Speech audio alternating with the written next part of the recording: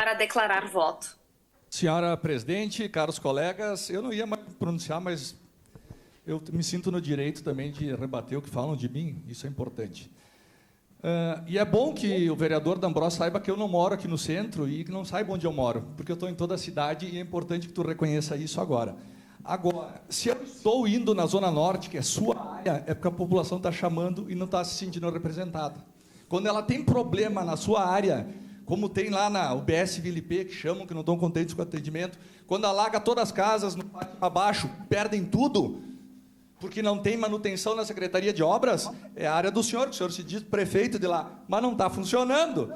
Então, quando não tem pavimentação nas ruas da Zona Norte, que eu fui lá, que me chamam e não tem cascalho, porque não tem dinheiro para comprar cascalho, é sua área. Então, o senhor tem que dar mais atenção onde o senhor se diz prefeito da área. Porque estão me chamando e eu vou lá, e vou sempre, porque eu atendo todas as áreas da cidade, todos os bairros, onde tem problemas. Assim como eu fui na chapa lá, que tu reclama do guarda-reio, eu estive em todos os bairros e continuarei estando. É meu papel como vereador, atender a população e estar presente em todas as áreas da cidade. Segundo lugar, os shows da Festa da Uva, eu já comprei meu ingresso. Eu não preciso de credencial para ir para show, porque eu sei a importância de entrar o dinheiro para ajudar a Festa da Uva. Então, eu quero que façam o mesmo exemplo. Vai lá e compra ingresso para entrar, que é o mínimo, não precisa pedir credencial aqui. Muito obrigado.